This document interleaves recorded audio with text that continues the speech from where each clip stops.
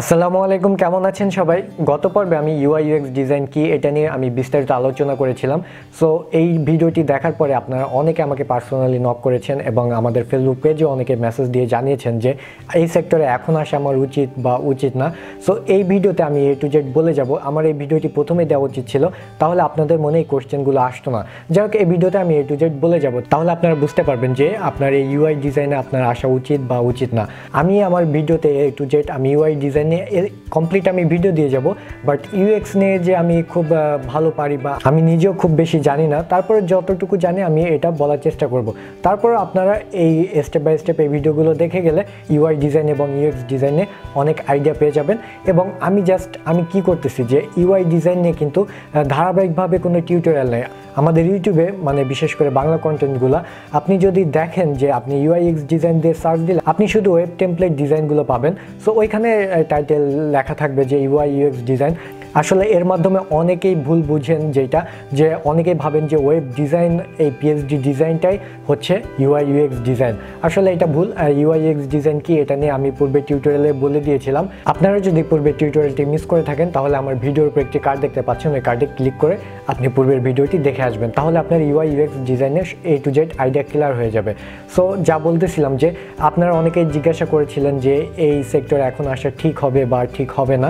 So আপনারা যারা UI ডিজাইনে এই সেক্টরে আসতে চাচ্ছেন, এটা সম্পূর্ণ আপনার ব্যাপার। আপনি এই সেক্টরে আপনারা অনেকেই শুনেছেন যে এই সেক্টরে প্রচুর টাকা, যার জন্য যে আপনি এই সেক্টরে আসবেন তা না। ফার্স্ট, আপনি যদি গ্রাফিক্স ডিজাইনার হয়ে থাকেন তাহলে আপনি অবশ্যই লোগো ডিজাইন করেছেন, অবশ্যই বিজনেস কার্ড ডিজাইন, প্রিন্ট ডিজাইনে যেমন ফ্লায়ার, ব্রোশিউর, স্টেশনারি ডিজাইন ইত্যাদি ডিজাইন যদি আপনি করে থাকেন এবং আপনার কালার নিয়ে ভালো আইডিয়া আছে এবং আপনি টাইপোগ্রাফি নিয়ে খুব ভালো একটা আইডিয়া আছে, বা আপনি বুঝেন যে কোন ফন্ট কোথায় ইউজ করতে হবে বা কোন স্টাইল কোথায় ইউজ করতে হবে, আপনার লেআউট সম্পর্কে আইডিয়া আছে, আপনি অ্যালাইন বোঝেন, মোটামুটি আপনি ডিজাইন এলিমেন্ট সম্পর্কে বুঝেন বা আপনি আইকন বুঝেন যে কোথায় কোনটা ইউজ করতে হবে, মোটামুটি আপনি গ্রাফিক্স ডিজাইনে সব কিছু আপনি কমপ্লিট করেছেন, তাহলেই আপনি ইউআই ডিজাইনে আসতে পারবেন বা আপনি গ্রাফিক্স ডিজাইনার থেকে ইউআই ডিজাইনার হতে পারবেন। কারণ গ্রাফিক্স ডিজাইনার হওয়ার পরেই ইউআই ডিজাইনার হতে হয়। আপনি যদি গ্রাফিক্স ডিজাইনের কিছুই না জানেন তাহলে আপনি কখনোই ইউআই ডিজাইনার হতে পারবেন না। সো আপনাকে অবশ্যই গ্রাফিক্স ডিজাইনে মোটামুটি খুব ভালো একটা আইডিয়া থাকতে হবে। মোটামুটি গ্রাফিক্স ডিজাইনে আপনার কমপক্ষে 3 বছরের অভিজ্ঞতা থাকতেই হবে। আরেকটা জিনিস যে আপনাকে অবশ্যই ইংলিশে খুব দক্ষ হতে হবে, কারণ এইখানে আপনি যদি ইংলিশ না পারেন তাহলে আপনি কিন্তু এখানে কোনো কাজ পাবেন না। কারণ হচ্ছে যে আমরা বিভিন্ন কন্টেস্ট করি বা বিভিন্ন ক্লায়েন্ট আমাদের সিম্পল ফ্লায়ার, ব্রোশিউর এইগুলো খুব সিম্পল টেক্সট থাকে যেগুলো দেখলে আমরা বুঝে যাই। আমরা যদি ইংরেজি কম জানি তারপর আমাদের খুব একটা প্রবলেম হয় না, কারণ এখানে বেশি একটা টেক্সট থাকে না, আর যা থাকে খুব সহজে বোঝা যায়। কিন্তু ইউআই ডিজাইনে আপনি এরকম কিছুই পাবেন না, আপনাকে অবশ্যই ইংলিশে খুব দক্ষ হতে হবে। সো আমি বলবো যে আপনি যদি ইংলিশ কম পারেন তাহলে এই সেক্টরে আসা উচিত না।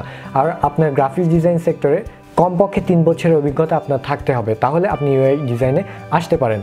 আর আপনার যদি ওয়েব ডিজাইন করতে ভালো লাগে বা অ্যাপস ডিজাইন এইগুলো আপনার এই ডিজাইন করতে আপনার যদি ভালো লাগে বা আপনি যদি স্বাচ্ছন্দ্য বোধ করেন তাহলে আপনি এই সেক্টরে আসতে পারেন, বা আপনি প্রিন্ট ডিজাইন সেক্টরে বা ওইখানে আপনি গ্রাফিক্স ডিজাইনার হয়ে বেশ অনেক এক্সপিরিয়েন্স কালেক্ট করেছেন বা আপনি এখান থেকে বেশ কিছু অ্যামাউন্ট আর্ন করেছেন, তারপরে আপনি ইউআই ডিজাইনারে আপনি এখানে মুভ করতে পারেন, কোনো ব্যাপার না।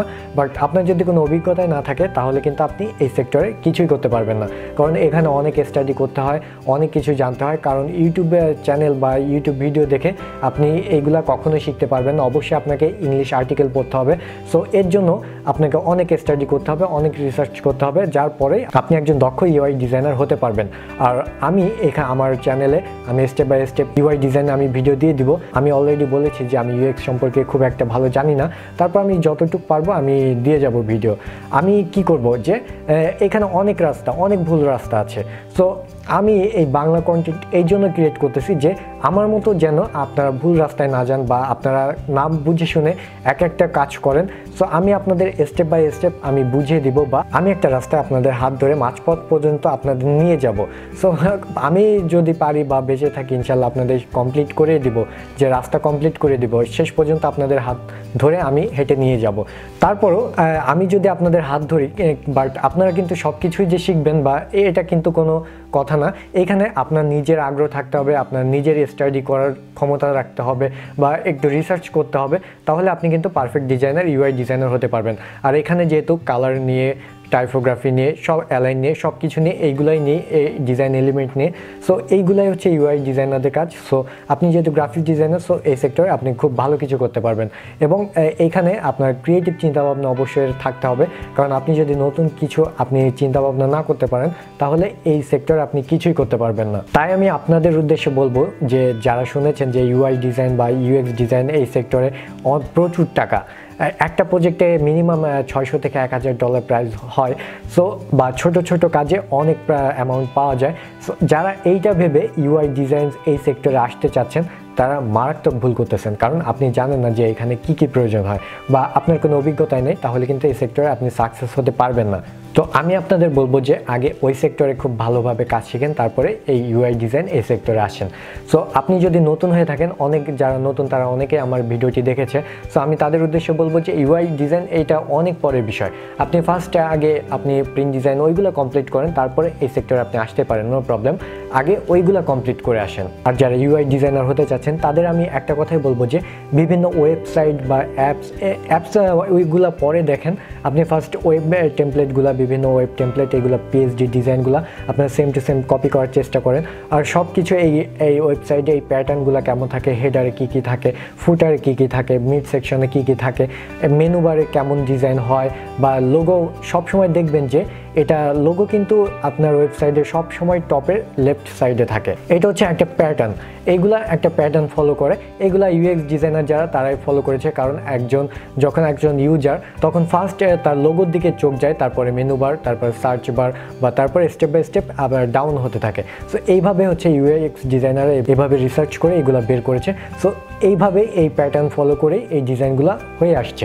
আর আমি আপনাদের একটা কথাই বলবো যে বেশি বেশি এই ওয়েব টেমপ্লেটগুলো কপি করতে থাকেন, পরে অ্যাপস ডিজাইন ওইগুলো আপনারা নিজের থেকে চলে আসবে। আর আমি স্টেপ বাই, আমি তো বললাম, আমি কথা দিচ্ছি যে আমি স্টেপ বাই স্টেপ ভিডিও দিয়ে যাব। আরেকটা কথা যে ইউআই ইউএক্স ডিজাইনের এই ধারাবাহিক টিউটোরিয়ালে আমি হয়তো বা এর মাঝখানে অনেক টিউটোরিয়াল দিতে পারি, এটা অনেকের বিরক্ত লাগতে পারে। তারপর আপনারা প্লে লিস্টে যাবেন, আমার চ্যানেলে যাওয়ার পরে আপনারা প্লে লিস্টে যাবেন। প্লে লিস্টে UI UX design Bangla tutorial নিয়ে আপনারা একটা প্লে লিস্ট পাবেন, ওইখানে A to Z tutorial step by step আপনারা পেয়ে যাবেন। মাঝখানে আমি ইউআই ইউএক্স ডিজাইন বাদেও আমি বিভিন্ন টিউটোরিয়াল দিতে পারি, সো এতে বিরক্ত হবেন না। আপনারা ইউআই ইউএক্স ডিজাইন যদি শিখতে চান, তাহলে ওই প্লে লিস্ট থেকে আপনারা A to Z step by step ভিডিওগুলো সিরিয়াল অনুযায়ী পেয়ে যাবেন। সো আজকের ভিডিও আমি এখানে শেষ করছি, পরবর্তী ভিডিও খুব শীঘ্রই হয়তো বা পেয়ে যাবেন। সো সকলে ভালো থাকবেন, আজকে এখানে শেষ করছি, আল্লাহ হাফেজ।